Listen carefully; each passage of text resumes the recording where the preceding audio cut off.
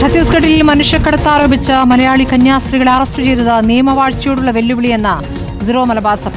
കന്യാസ്ത്രീകൾക്കെതിരെ കെട്ടിച്ചമച്ച കേസും ആരോപണവുമാണ് ഉള്ളത്. പ്രധാനമന്ത്രിയും കേന്ദ്ര ആഭ്യന്തരമന്ത്രിയും വിഷയത്തിൽ ഇടപെടണമെന്ന് CBCI ആവശ്യപ്പെട്ടു.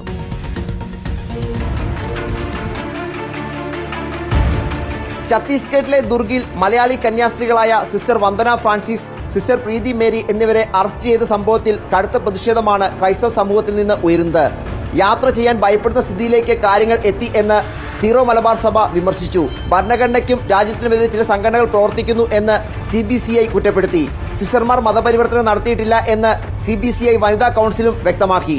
Will surely raise this issue with the Prime Minister Adarniya Shri Narendra Modi ji and also the Home Minister Adarniya Shri Amit Shah ji.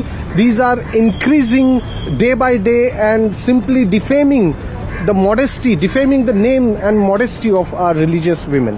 ആഗ്രയിലെ സഭയ്ക്ക് കീഴിലുള്ള സ്ഥാപനങ്ങളിലേക്ക് 3 പെൺകുട്ടികളെ ജോലിക്ക് കൊണ്ടുപോകാൻ എത്തിയപ്പോഴാണ് sister Vandana Francis, sister Preethi Mary എന്നിവരെ അറസ്റ്റ് ചെയ്തത്.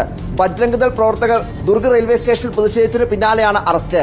കന്യാസ്ത്രീകളെ മോചിപ്പിക്കാൻ നാളെ കോടതിയിൽ ജാമ്യാപേക്ഷ നൽകും. ക്രൈസ്തവ ദേവാലയങ്ങൾ പ്രധാനമന്ത്രി അടക്കമുള്ളവർ പലതവണ സന്ദർശനം നടത്തിയെങ്കിലും രാജ്യത്തെ ക്രൈസ്തവർക്ക് എതിരായ സംഘപരിവാറിന്റെയും അത്തരത്തിലുള്ള അനുകൂല സംഘടനകളെയും ആക്രമണങ്ങൾ തുടരുന്നു എന്നാണ് CBCI അടക്കമുള്ളവർ ആരോപണം ഉന്നയിക്കുന്നത്.